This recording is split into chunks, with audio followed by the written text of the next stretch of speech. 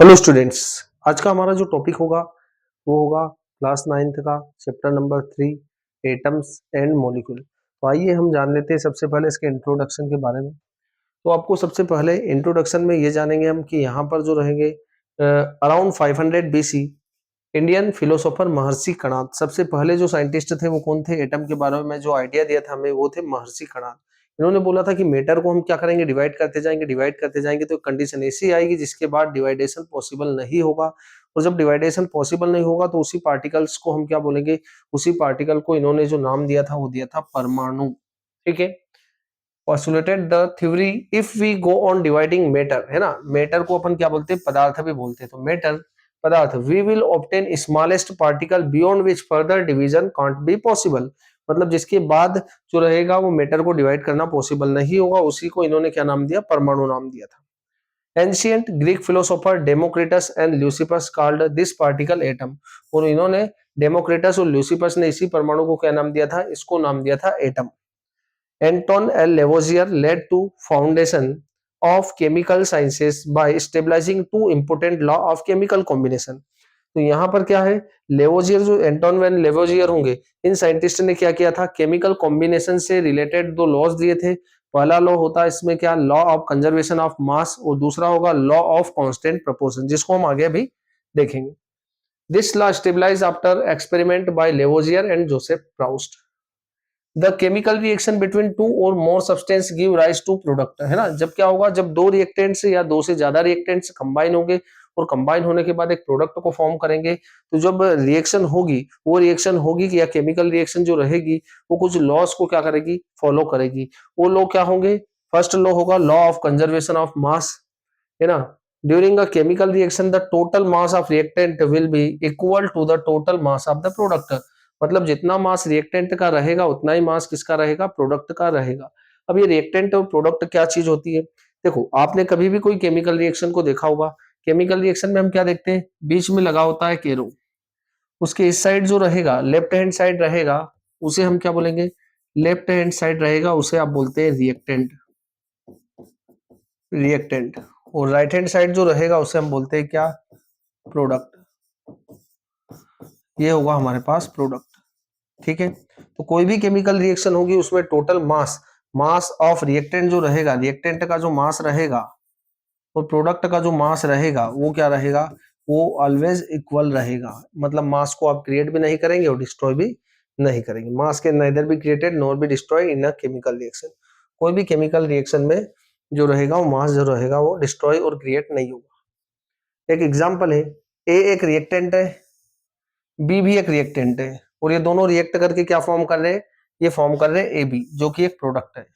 तो जो मास ऑफ ए है और मास ऑफ बी है ना, mass of A plus mass of B equal to क्या होगा, मास ऑफ ए बी, है ना। जितना मास रिएक्टेंट का होगा उतना ही मास प्रोडक्ट का भी होगा। अब यहाँ पर आपको एक ट्यूब दिख रहा होगा, ये जो ट्यूब होता है ये कैसा दिख रहा है आपको, एच शेप ट्यूब दिख रहा है ना। ये एक्सपेरिमेंट जो किया था एक साइंटिस्ट थे लैंडोल्ट, उन्होंने ये एक्सपेरिमेंट को परफॉर्म किया था। उन्होंने क्या किया है कि एच शेप की ट्यूब ली थी, एच शेप की ट्यूब ली, एक आर्म में फिल किया NaCl को, है ना, इसे हम क्या बोलते हैं, सोडियम क्लोराइड। ठीक है। और एक आर्म में फिल किया क्या, AgNO3। ये दोनों क्या है, ये दोनों है रिएक्टेंट, क्योंकि अभी इन्होंने रिएक्शन नहीं किया है ना।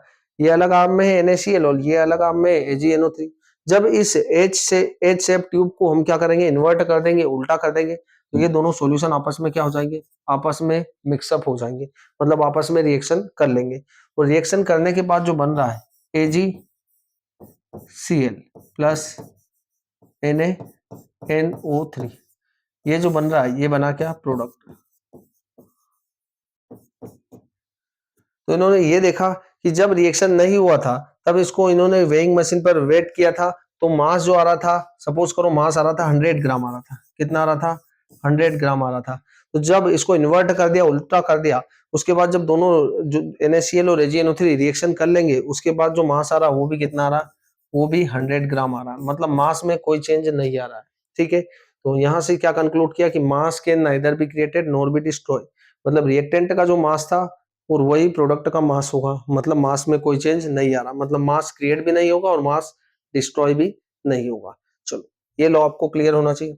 दूसरा लॉ आ जाता है लॉ ऑफ कांस्टेंट प्रोपोर्शन, है ना। The law states that in a chemical compound, है ना, जो भी कोई केमिकल कंपाउंड होगा, the elements are always present in definite proportion by mass. तो उस कंपाउंड के अंदर जो एलिमेंट्स प्रेजेंट होंगे वो क्या होंगे, मास के रेशो में क्या रहेंगे, फिक्स रहेंगे, कांस्टेंट रहेंगे। ठीक है, जैसे हम बात करें यहाँ पर H2O की। अब ये H2O आपको कहाँ से मिला हो, ये H2O आपको रिवर से मिल रहा हो, या ये H2O वेल से मिल रहा हो, या ये H2O रेन वाटर से मिल रहा हो आपको, है ना। वाटर का फॉर्मूला होता है क्या, H2O। हाइड्रोजन का मास होता है 1, कितने हाइड्रोजन है यहाँ पर 2। ऑक्सीजन का मास होता है कितना 16, 2:16। ठीक है, सिंप्लीफाई करेंगे कितना होगा 1:8। मतलब वाटर के अंदर हाइड्रोजन और ऑक्सीजन का रेशो जो रहेगा वो कितना रहेगा 1:8 बाय मास।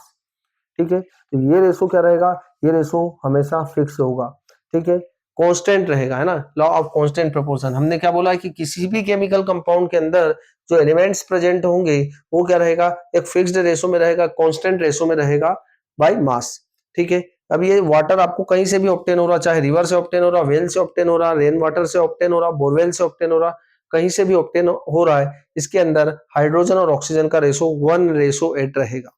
ठीक है, ऐसे हम बात करें CO2 की, CO2।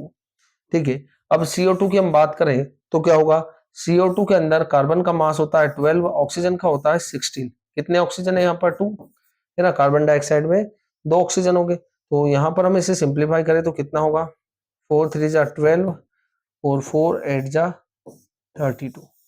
यहाँ पर कार्बन और ऑक्सीजन का रेशो कितना है 3:8 रहेगा। ये रेशो कांस्टेंट रहेगा, है ना। यदि ये रेशो डिस्टर्ब हो जाएगा तो आपका कंपाउंड भी चेंज हो जाएगा। ठीक है, मतलब किसी भी कंपाउंड के अंदर जो एलिमेंट का रेशो रहेगा वो कांस्टेंट रहेगा, वो फिक्स रहेगा। ठीक है, ये बात हमें क्लियर होना चाहिए।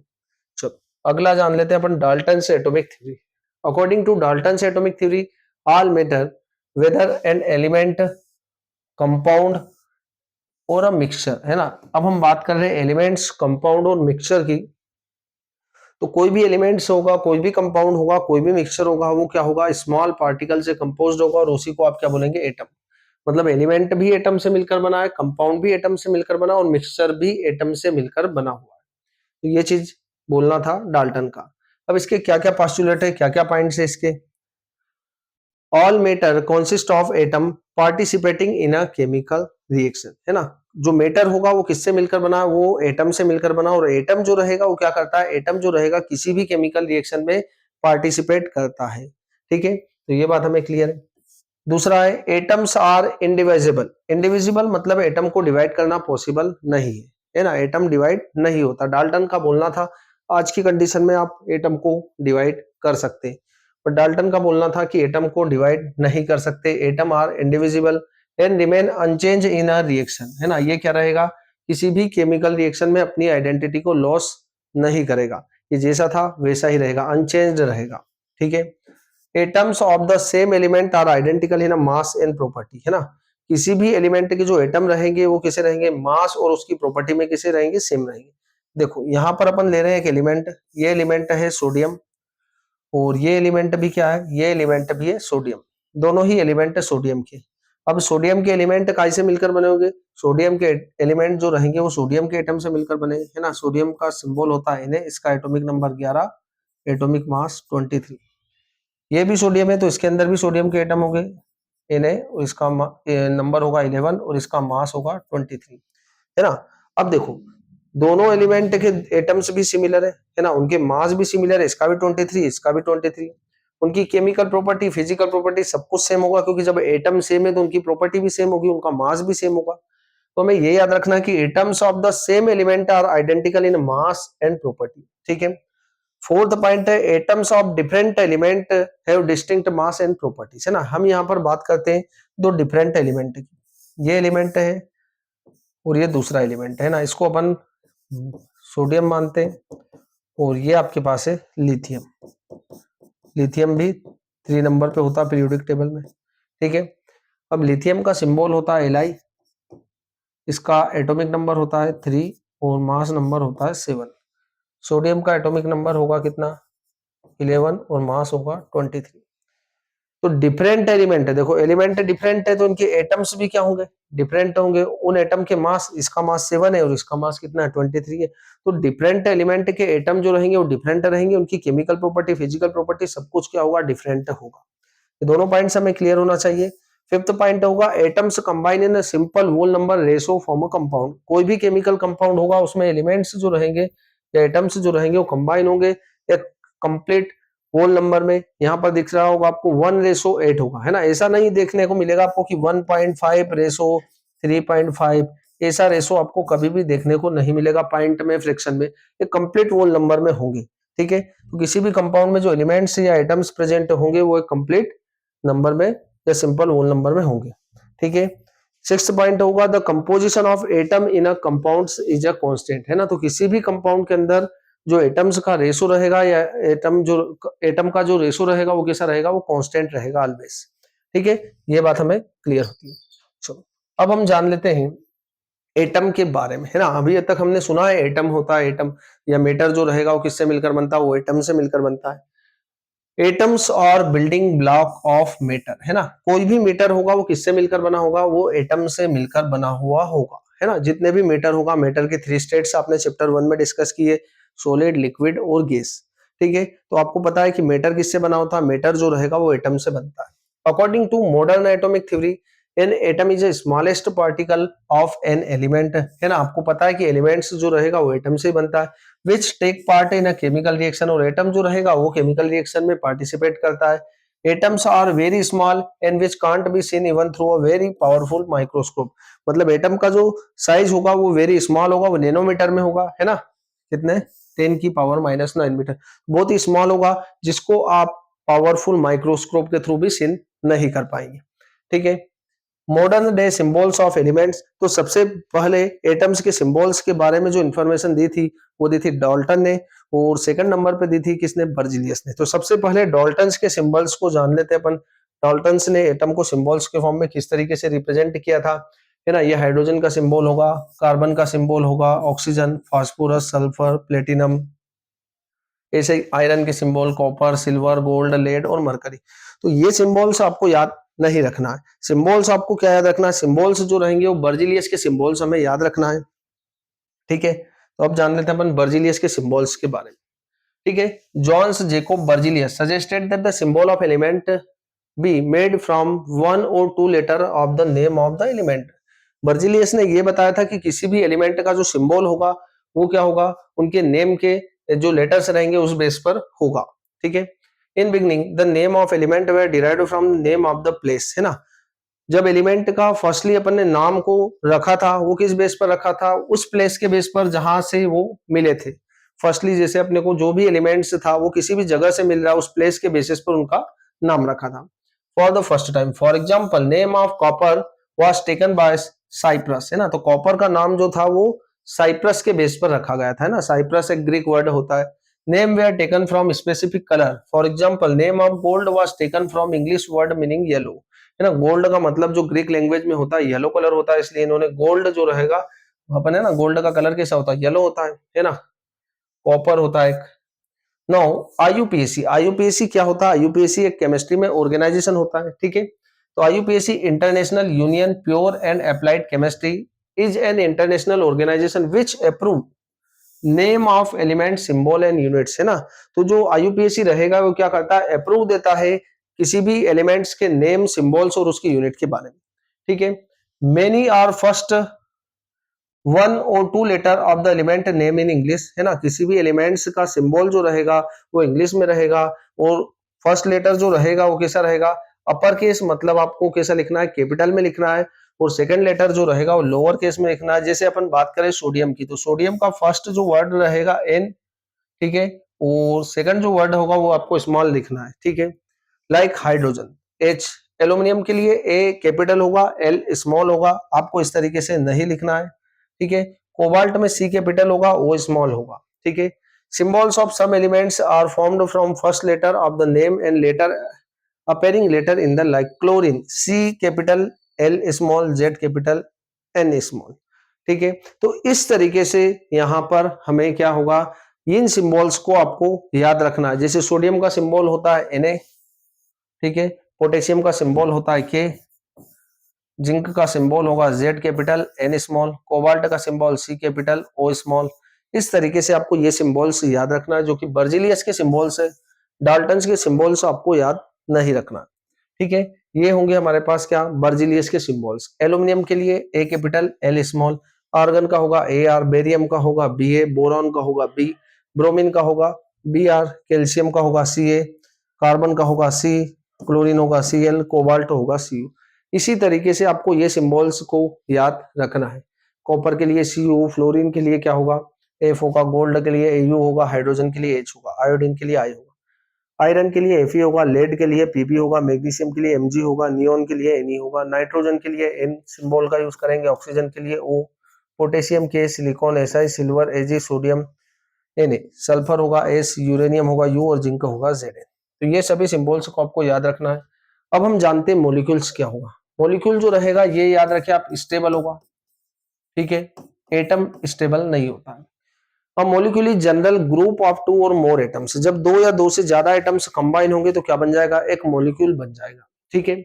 आर केमिकली बॉन्डेड टुगेदर, है ना। जैसे हम बात करें वाटर की, तो वाटर क्या है, वाटर एक मॉलिक्यूल है जिसमें हाइड्रोजन, ऑक्सीजन और हाइड्रोजन क्या है, केमिकली बॉन्डेड है। जैसे हम बात करें कार्बन डाइऑक्साइड की, तो कार्बन डाइऑक्साइड में भी क्या है, कार्बन और ऑक्सीजन क्या है, एक दूसरे से बॉन्डेड है, तो ये केमिकली बॉन्डेड होंगे। और मॉलिक्यूल किससे फॉर्म होगा, मॉलिक्यूल जो रहेगा it is a group of atoms, है ना, जब एटम्स क्या होंगे, कंबाइन होंगे। अब molecule is the smallest particle of matter except element, है ना। तो जो मॉलिक्यूल रहेगा वो स्मॉलेस्ट पार्टिकल रहेगा मैटर का, एलिमेंट को छोड़कर, ठीक है। Which is capable of an independent existence, है ना, तो ये स्टेबल होगा, ये इंडिपेंडेंट एग्जिस्टेंस कर पाएगा, ठीक है। Property of the substance, example H2 is the smallest particle of water which show all the property of water, है ना। H2O क्या है, H2O जो रहेगा इसे हम बोलते हैं वाटर, और ये जो रहेगा ये किसके सिमिलर केमिकल प्रॉपर्टी के को शो करेगा, ये वाटर के सिमिलर केमिकल प्रॉपर्टी को शो करेगा। अब मॉलिक्यूल में हैव एटम ऑफ सेम और डिफरेंट एलिमेंट्स, तो किसी भी मॉलिक्यूल के अंदर सेम एटम भी हो सकते हैं, डिफरेंट एटम भी हो सकते हैं। जब सेम एटम होंगे तब उन्हें बोलेंगे हम होमो एटॉमिक, और जब डिफरेंट एटम्स होंगे, जैसे यहाँ पर डिफरेंट एटम दिख रहे हैं, ऑक्सीजन भी दिख रहा है, हाइड्रोजन भी दिख रहा है, तो ये क्या होंगे, हेट्रो एटॉमिक होंगे। तो ये कितने टाइप्स के होंगे, मॉलिक्यूल जो रहेंगे वो 2 टाइप्स के होंगे। यदि सेम एटम्स कंबाइन होंगे और मॉलिक्यूल को फॉर्म करेंगे तो उसे हम बोलेंगे होमो एटॉमिक मॉलिक्यूल, और जब डिफरेंट एलिमेंट्स कंबाइन होके एक मॉलिक्यूल को फॉर्म करेंगे तो हम उसे बोलेंगे हेट्रो एटॉमिक मॉलिक्यूल। यहाँ पर आपको दिख रहा होगा होमो atomic molecule containing atom of same element. यहाँ पर क्या है देखो, H2 2 हाइड्रोजन है, ऑक्सीजन है, O3 एसिड P4, ये सभी क्या है, सेम एटम से कंबाइन हुए हैं वो मॉलिक्यूल फॉर्म कर रहे हैं, तो इसे होमो एटॉमिक बोलेंगे। हेट्रो एटॉमिक में क्या होगा, देखो यहाँ पर डिफरेंट एलिमेंट्स कंबाइन, जैसे H2O, CO2, NaCl, CaCO3, यहाँ पर डिफरेंट एटम्स कंबाइन होकर मॉलिक्यूल फॉर्म कर रहे हैं तो उसे हेट्रो एटॉमिक बोल रहे हैं, है ना। आर्गन जो रहेगा और हीलियम जो रहेगा, एक और होता है नियोन, ये सभी क्या है, ये सभी जो रहेगा मोनो एटॉमिक होती है, मतलब सिंगल एग्जिस्ट करती है। ऐसा क्यों होता है, देखो हीलियम का एटॉमिक नंबर होता है 2, नियोन का एटॉमिक नंबर होता है 10 और आर्गन का एटॉमिक नंबर होता है 18, है ना। एटम के पास होती है क्या, सेल, ठीक है। के सेल में मैक्सिमम 2 इलेक्ट्रॉन्स होते हैं, एल में 8 होते हैं, एम में 18 होते हैं, ठीक है। अब आपको ये ध्यान रखना है कि देखो यहाँ पर कितने इलेक्ट्रॉन्स है, 2 इलेक्ट्रॉन्स है, तो ये स्टेबल होगा क्योंकि इसकी फर्स्ट सेल कंप्लीट है, तो ये सिंगल एग्जिस्ट करेगा। यहाँ पर फर्स्ट सेल में 2 है और सेकंड सेल में 8 है, देखो इसका ये सेल कंप्लीट है, मतलब ये भी स्टेबल है, तो ये सभी मोनोएटॉमिक है। यहाँ पर 2 है, 8 है और यहाँ पर भी 8 है, इसके आउटर सेल में भी क्या है, 8 इलेक्ट्रॉन्स है, तो ये क्या होती है, स्टेबल होती है। स्टेबल होती है इसलिए मोनोएटॉमिक होती है, सिंगल ही एग्जिस्ट करती है, ठीक है। ऑक्सीजन डायटोमिक, हाइड्रोजन डायटोमिक होता है, ठीक है। फास्फोरस टेट्राएटोमिक होता है और सल्फर जो रहेगा पॉली एटोमिक होता है ना। तो ये बातें आपको क्लियर हो जाती है। अब हम जान लेते हैं यहाँ पर वैलेंस इलेक्ट्रॉन्स। वैलेंस इलेक्ट्रॉन्स क्या होंगे, एटम के जो लास्ट सेल में इलेक्ट्रॉन्स प्रेजेंट होंगे, है ना। यहाँ पर आपको दिख रहा है, जैसे नाइट्रोजन की हम बात करें तो इसकी फर्स्ट सेल में 2 इलेक्ट्रॉन्स है, सेकंड सेल में 5 इलेक्ट्रॉन, तो ये जो 5 इलेक्ट्रॉन्स है इन्हें क्या बोलेंगे, वैलेंस इलेक्ट्रॉन्स बोलेंगे, ठीक है। जो लास्ट सेल, जैसे सोडियम की हम बात करें तो सोडियम के लास्ट सेल में कितना इलेक्ट्रॉन्स है, 1 इलेक्ट्रॉन्स है ना, ये इलेक्ट्रॉनिक कॉन्फ़िगरेशन है। K सेल में 2 इलेक्ट्रॉन्स है ना, L सेल में 8 इलेक्ट्रॉन्स और M में 1 इलेक्ट्रॉन्स, तो इसके वैलेंस इलेक्ट्रॉन 1 होंगे। जो आउटर सेल में इलेक्ट्रॉन्स प्रेजेंट होंगे उन्हें बोला जाएगा valence electrons. The number of electrons present in the outer most shell of an element is known as valence electrons, है ना। तो जो आउटर सेल में इलेक्ट्रॉन्स प्रेजेंट होंगे, जैसे हम बात करें नाइट्रोजन की, नाइट्रोजन का नंबर होता है 7, K सेल में 2 इलेक्ट्रॉन्स, L सेल में 5 इलेक्ट्रॉन्स, है ना। तो इसके आउटर सेल में कितना इलेक्ट्रॉन है? 5, मतलब इसके पास वैलेंस इलेक्ट्रॉन 5 है। ठीक है, वैलेंसी की हम बात करें, इसको तो आगे डिस्कस हम करेंगे डिटेल में। The combining capacity of an element is known as the valency, है ना। किसी भी एटम की जो कंबाइनिंग कैपेसिटी को बोलेंगे हम वैलेंसी बोलेंगे। ठीक है, इसको आगे अपन डिटेल में देखेंगे, मोस्ट इंपोर्टेंट टॉपिक है। Binary compounds, the simplest compounds which are made up of two different elements are called binary compound, जैसे H2O बाइनरी और CO2 बाइनरी। चलो अब हम अपन जान लेते हैं वैलेंसी को, है ना। वैलेंसी को एक रूल आपको याद रखना है ना। यदि वैलेंस इलेक्ट्रॉन्स जो होंगे कितना होगा? 1 2 3 4। जब वैलेंस इलेक्ट्रॉन कितना 1 2 3 और 4 होंगे तो क्या होगा? वैलेंसी जो रहेगी, valency is equal to valence electrons, है ना। जितने वैलेंस इलेक्ट्रॉन होंगे वही उसकी वैलेंसी होगी। यदि वैलेंस इलेक्ट्रॉन्स होते हैं कितना? 5 6 7 और 8, तो आपको क्या करना है? 8 माइनस वैलेंस इलेक्ट्रॉन, तो क्या आ जाएगी? इसकी वैलेंसी आ जाएगी। ठीक है, चलो यहाँ पर अपन देख लेते हैं। जैसे अपन बात करें हाइड्रोजन के आउटर सेल में कितना इलेक्ट्रॉन्स है? एक ही इलेक्ट्रॉन है, तो इसकी वैलेंसी हो गई 1। हीलियम के पास 2 इलेक्ट्रॉन है, इसका फर्स्ट सेल कंप्लीट है, तो इसकी वैलेंसी 0 होगी, है ना, क्योंकि पहली वाली सेल कंप्लीट है। पहली सेल में 2 ही इलेक्ट्रॉन्स आते हैं, दूसरी सेल में 8 आते हैं। ठीक है, ये हमें पता होना चाहिए। फिर हम बात करें लिथियम की, तो लिथियम के फर्स्ट सेल में 2 इलेक्ट्रॉन्स है और सेकंड सेल में कितना इलेक्ट्रॉन है? 1, तो इसकी वैलेंसी हो गई 1। बेरिलियम के पास फर्स्ट सेल में 2 इलेक्ट्रॉन्स है, सेकंड सेल में भी 2 इलेक्ट्रॉन है, इसकी वैलेंसी हो गई 2। ठीक है, फिर बोरान की हम बात करें तो फर्स्ट सेल में 2 इलेक्ट्रॉन्स है, सेकंड सेल में 3 इलेक्ट्रॉन्स है, तो यहाँ पर वैलेंसी हो गई 3। कार्बन की हम बात करें तो फर्स्ट सेल में 2 इलेक्ट्रॉन्स है, सेकंड सेल में 4 इलेक्ट्रॉन, इसकी वैलेंसी हो गई 4। अब देखो नाइट्रोजन के पास फर्स्ट सेल में 2 इलेक्ट्रॉन्स है और सेकंड सेल में 5 इलेक्ट्रॉन्स है, तो इसकी वैलेंसी हो गई 3। क्यों हो गई 3?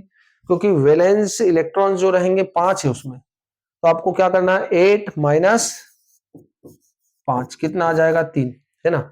ऐसे हम बात करें ऑक्सीजन की, तो यहाँ पर आपको ऑक्सीजन दिख रहा है। ऑक्सीजन के फर्स्ट सेल में 2 इलेक्ट्रॉन है, सेकंड सेल में 6 इलेक्ट्रॉन है, तो आपको क्या करना पड़ेगा? 8 माइनस 6, क्योंकि वहां पर 6 इलेक्ट्रॉन से कितना आ जाएगा? 2।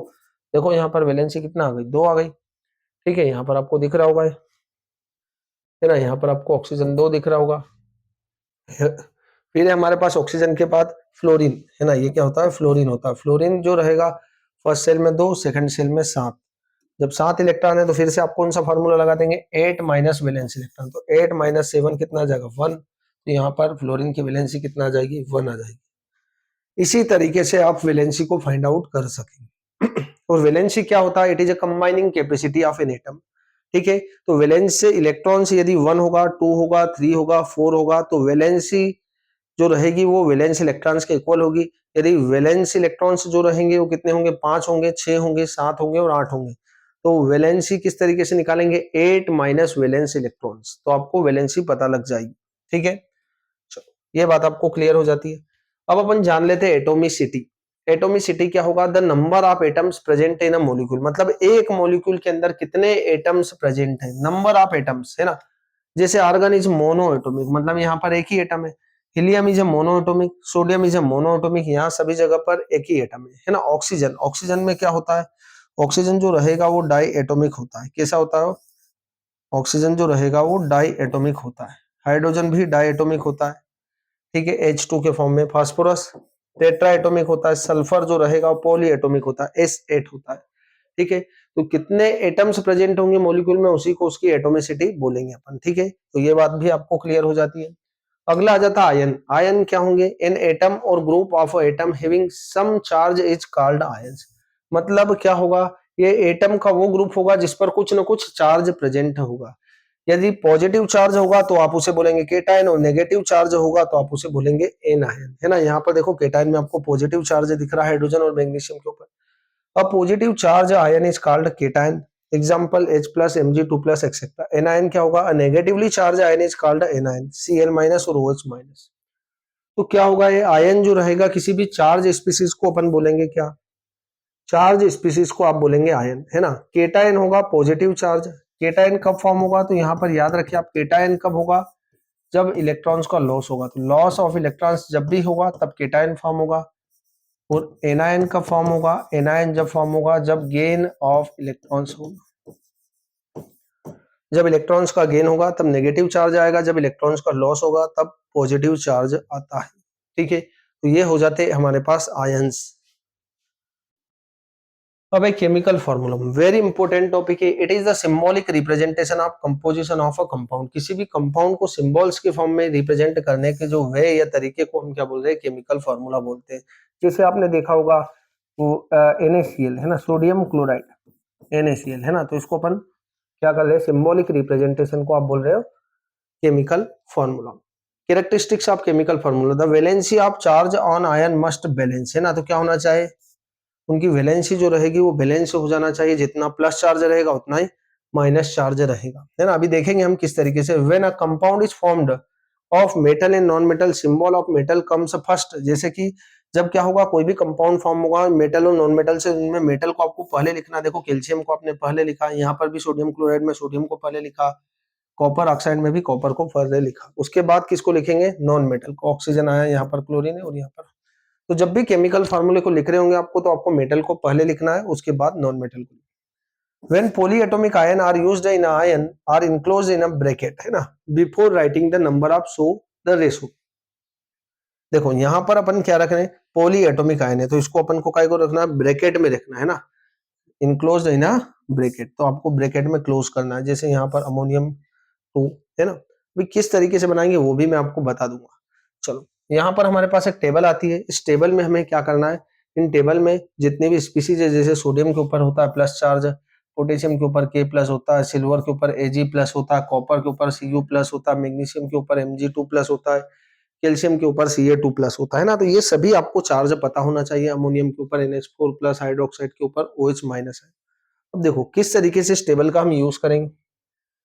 Rules for writing chemical formula, we first write symbols of element which form compound. जैसे मैं यहाँ लिख रहा हूँ, यहाँ पर लिख रहा हूं मैं सोडियम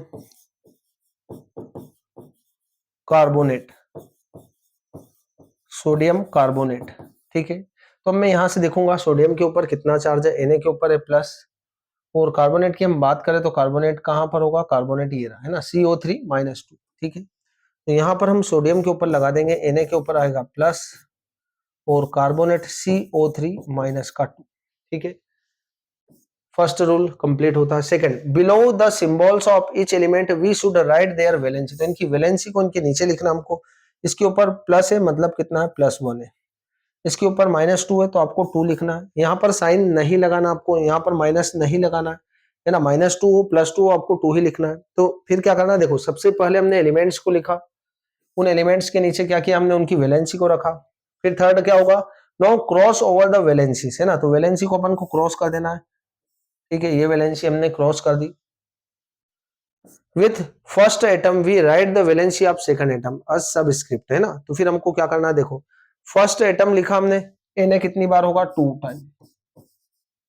सबस्क्रिप्ट में उसकी वैलेंसी लिखना है ना। तो Na हो गया 2 और CO3 हो जाएगा 1 टाइम, 1 टाइम ही रहेगा तो, ठीक है। तो सबस्क्रिप्ट में हमने क्या किया, उसकी वैलेंसी को लिख देंगे। With second atom we write the valency of first atom, है ना। तो फर्स्ट एटम को आपको किसके, सेकंड की वैलेंसी के साथ क्रॉस करना है, और सेकंड एटम को फर्स्ट वैलेंसी के साथ क्रॉस करना है। जैसे हम बात करते हैं यहाँ पर सोडियम सल्फेट, सोडियम सल्फेट, देखो अब सोडियम पर कितना चार्ज है, तो यहाँ पर आपको दिख रहा होगा Na पर प्लस है। सल्फेट की हम बात करें तो SO4-2 है, ठीक है। तो सोडियम के ऊपर आपको लगा देना है Na प्लस, और सल्फेट पर होगा SO4-2। इसके ऊपर कितनी वैलेंसी, 1, इसके ऊपर कितनी वैलेंसी है 2, क्रॉस मल्टीप्लाई कर देंगे, तो Na कितने टाइम होगा 2 टाइम होगा, और SO4 कितने टाइम होगा 1 टाइम होगा। तो इस तरीके से आपको फार्मूले बनाना आना चाहिए, ठीक है। चलो अगला अपन इसी में देख लेते हैं। यहां पर आपको दिख रहा होगा, देखो सोडियम नाइट्रेट, Na की वैलेंसी 1 है ना, +1 होता है, और NO3 पर होता है माइनस। यहाँ पर भी 1 आएगा, यहाँ पर भी 1 आएगा, क्रॉस मल्टीप्लाई कर देंगे, Na भी 1 टाइम है और NO3 भी कितनी टाइम होगा 1 टाइम होगा, तो NaNO3 फार्मूला होगा।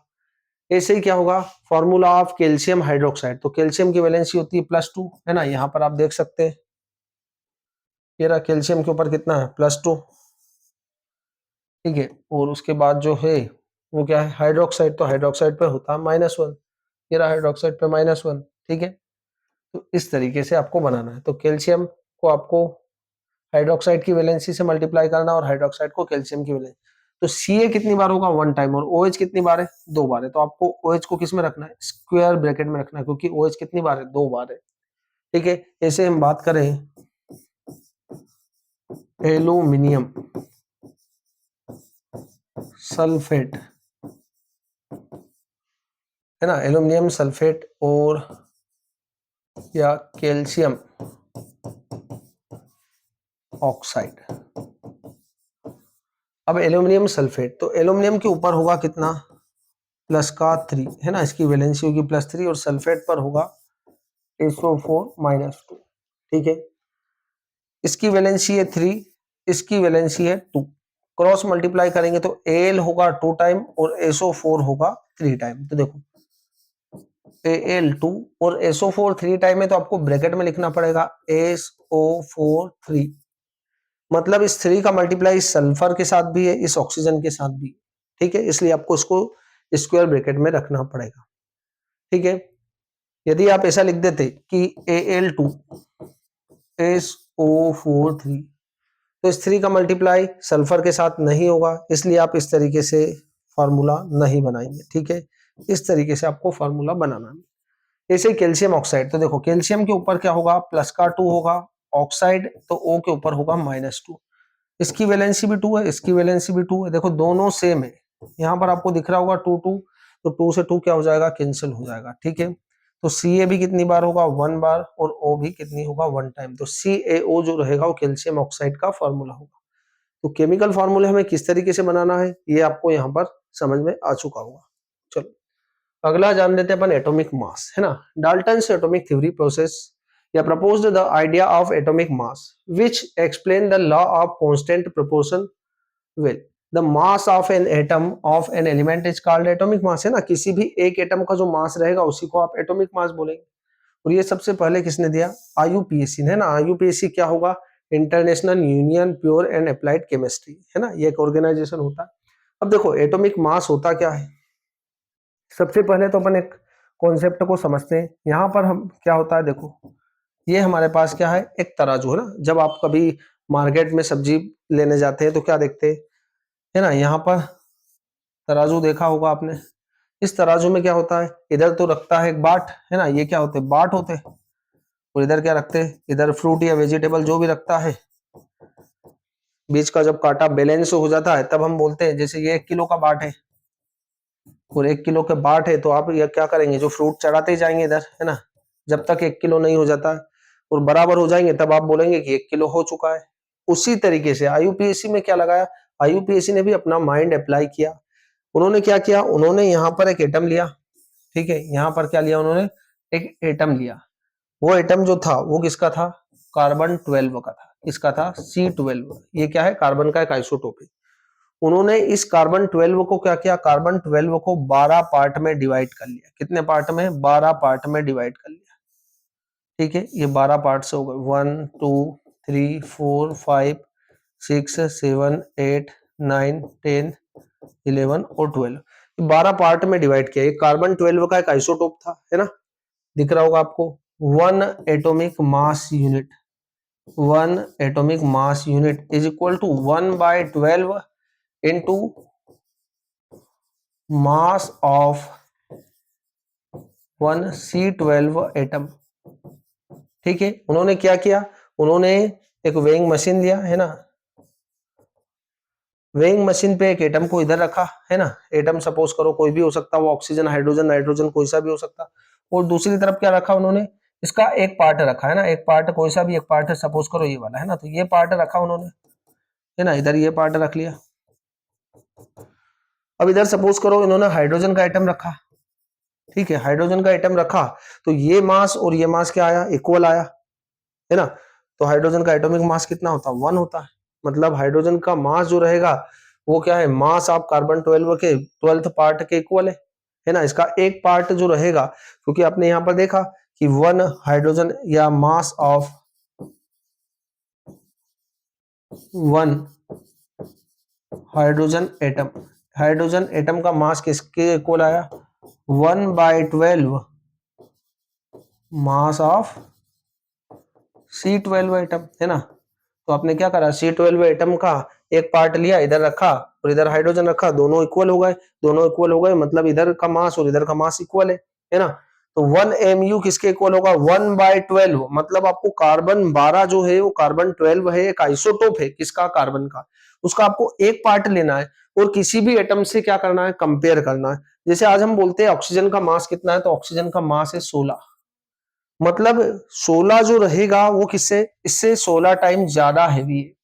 ऑक्सीजन का एटम जो रहेगा वो क्या है, 1/12 into mass of carbon atom से 16 टाइम हेवियर है, ठीक है। जैसे अपन बात करें नाइट्रोजन 14, नाइट्रोजन का मास जो होता है 14 होता है, मतलब वो क्या है, कार्बन 12 के मास से, या 1/12 इंटू मास ऑफ 1 कार्बन 12 से कितना है, 14 टाइम ज्यादा हेवियर है। हाइड्रोजन कितने टाइम हेवियर है, तो हाइड्रोजन का मास होता है कितना, 1 होता है, मतलब हाइड्रोजन का मास और 1/12 into mass of carbon atom क्या है, इक्वल है, क्योंकि ये 1 टाइम हेवी है, मतलब इक्वल ही है ना। तो ये हमें पता होना चाहिए। 1 AMU इज इक्वल टू क्या होगा, 1 AMU is equal to mass of 1 carbon 12 atom, क्या होगा, 1 atomic mass unit is equal to क्या होगा, 1/12 है ना, मास ऑफ 1 C12 एटम, क्या होगा वो, ठीक है। ये हमें पता होना चाहिए कि 1/12 into mass of 1 carbon 12 atom, ठीक है, 1 एटॉमिक मास है ना। हमने क्या कंसीडर किया, स्टैंडर्ड एटम जो रहेगा वो कार्बन 12 जो आइसोटोप था उसका एक पार्ट कंसीडर करा ना, 1/12 था, इसी को बोल रहे अपन। फिर उसी के रिस्पेक्ट में अपन ने किसी भी एटम के मास को मेजर किया था, ठीक है। तो ये हमें बात समझ में आ जाती है ना। 1 mu इज इक्वल टू क्या होगा, 1/12 of the mass of C12 isotopes है ना। कार्बन 12 का आपको कौन सा पार्ट लेना, 1/12।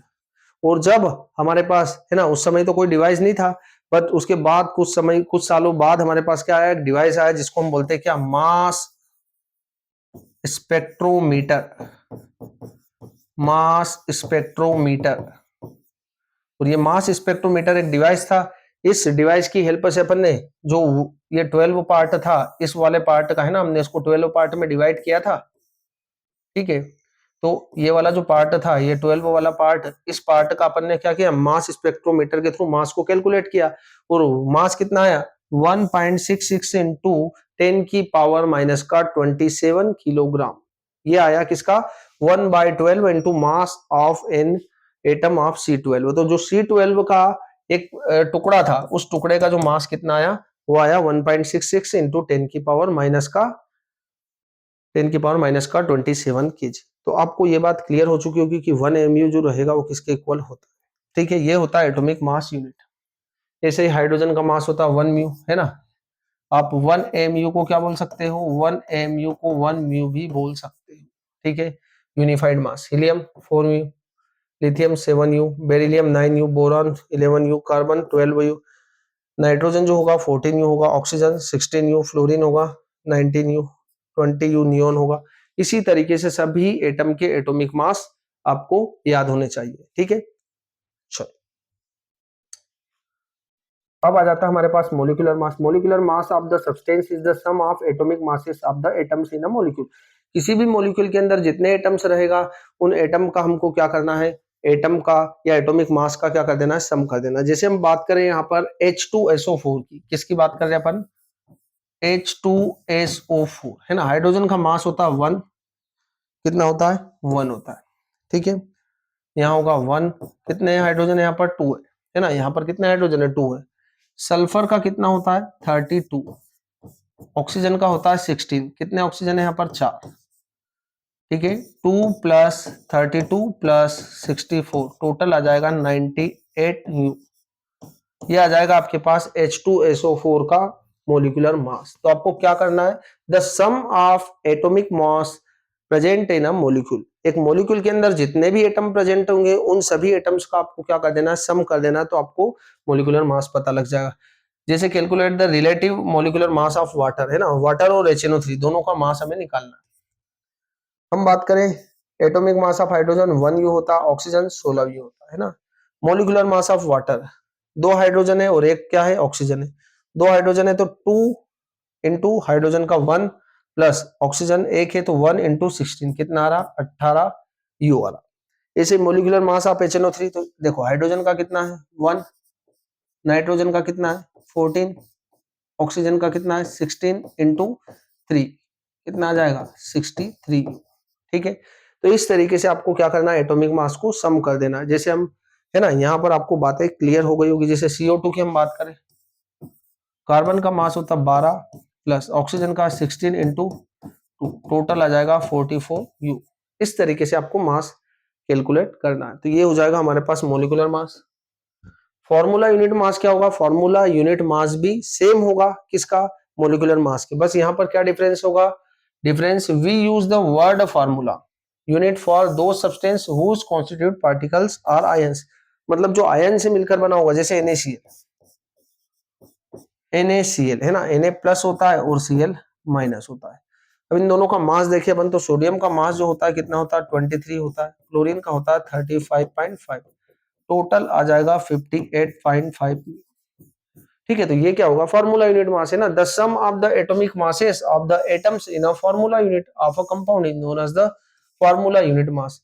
Formula unit mass is calculated in the same manner we calculated the molecular mass, है ना, सेम उसी टाइप से आपको कैलकुलेट करना है। बस यहाँ पर डिफरेंस ये होगा कि ये जो आयंस वाली यूनिट होगी उसके लिए कैलकुलेट करेंगे, जो आयन से मिलकर बना। The only difference is that we use the word formula unit for those substances whose constituent particles are ions, मतलब जो आयन से मिलकर बना होगा, ठीक है, उसके लिए आप क्या करेंगे, फॉर्मूला यूनिट मास का यूज करेंगे। क्लियर है बात हमें। अब आ जाता है हमारे पास मोल कॉन्सेप्ट। मोल कॉन्सेप्ट या 1 मोल क्या होगा, देखो मोल क्या होता है, मोल भी एक यूनिट होता है ना, किसी भी केमिकल सब्सटेंस, एटम्स होंगे, मोलिक्यूल्स होंगे, आयंस होंगे, है ना, तो उनको मेजर करने के लिए एक यूनिट होती है, वो यूनिट होती है क्या, मोल, है ना। जैसे 1 दर्जन कितना होता, 1 दर्जन जो रहेगा वो होता है 12 यूनिट। एक दर्जन में 12 केले होते हैं, है ना। 1 ग्रोस की हम बात करें, 1 ग्रोस में कितना होता है 144 यूनिट, 144 यूनिट, है ना। ऐसे ही 1 मोल में कितना होता है, तो 1 मोल इज इक्वल टू होगा कितना 6.022 इंटू 10 की पावर 23 यूनिट। एक बहुत ही बड़ा नंबर है, 10 की पावर 23, मतलब 10 जो रहेगा वो 23 टाइम्स होगा, ठीक है। 1 मोल इज इक्वल टू होगा 6.022 इंटू 10 की पावर 23 नंबर ऑफ पार्टिकल्स, ठीक है। ये जो रहेगा वो क्या रहेगा, 1 मोल रहेगा। इसको, इस नंबर को आप बोलते हो एवोगैड्रो नंबर भी बोला जाता है। Number of moles given mass divided by molar mass, है ना, n is equal to given mass divided by molar mass. इस फार्मूले के थ्रू भी हम मोल्स को कैलकुलेट करते हैं। मोल्स क्या होगा, मोल्स एक नंबर होता है, जैसे एक दर्जन में 12 यूनिट होती है, 1 ग्रोस में 144 यूनिट होता है, ऐसे एक मोल में कितना होता है 6.022 इंटू 10 की पावर 23, है ना। इसमें अपन किसको मेजर करते हैं, एटम्स, मॉलिक्यूल्स या आयंस को, है ना। Number of moles given number of particle divided by Avogadro number, है ना। तो ये भी एक फार्मूला होगा। दोनों फार्मूले के थ्रू अपन मोल्स को कैलकुलेट करते हैं। किस तरीके से करते हैं, आगे और फार्मूले हमें मिलेंगे। Number of moles given mass, है ना, ये क्या है, given mass divided by molar mass, तो n इज इक्वल टू क्या आ जाएगा, given mass divided by molar mass, ठीक है।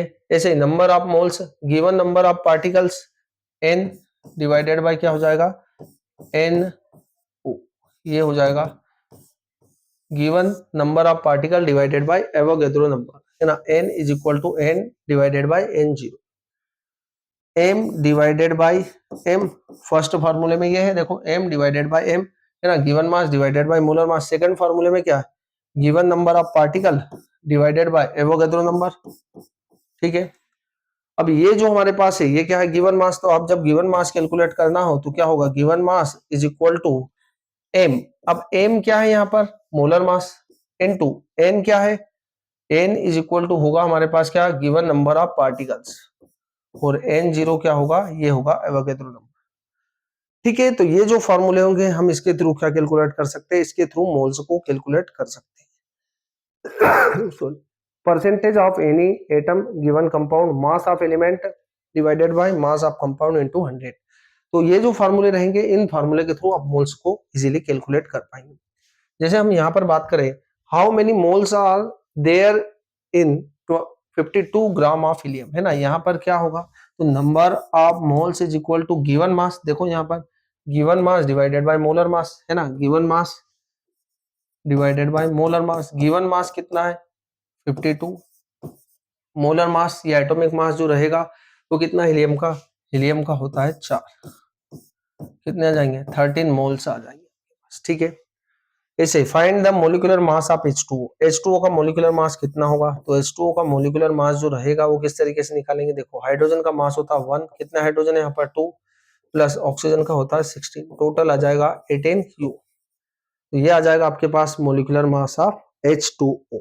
इस तरीके से आपको कैलकुलेट करना, calculate the formula unit mass of CaCl2, है ना, Ca का होता है 40, है ना, देखो CaCl2, तो Ca का कितना है 40 प्लस Cl का कितना है 35.5, कितने क्लोरीन यहाँ पर 2, है ना, तो ये कितना हो जाएगा हमारे पास 71 प्लस 40, कितना हो जाएगा 111, ठीक है। इस तरीके से आप कैलकुलेट कर पाएंगे ना, ठीक है। तो ये आपके पास होना चाहिए, अच्छे तरीके से आप प्रैक्टिस करेंगे क्वेश्चंस की, इजीली आपको आ जाएंगे, ठीक है। तो यहाँ पर हमें बात क्लियर होनी चाहिए, ये चैप्टर यहाँ पर एंड होता है।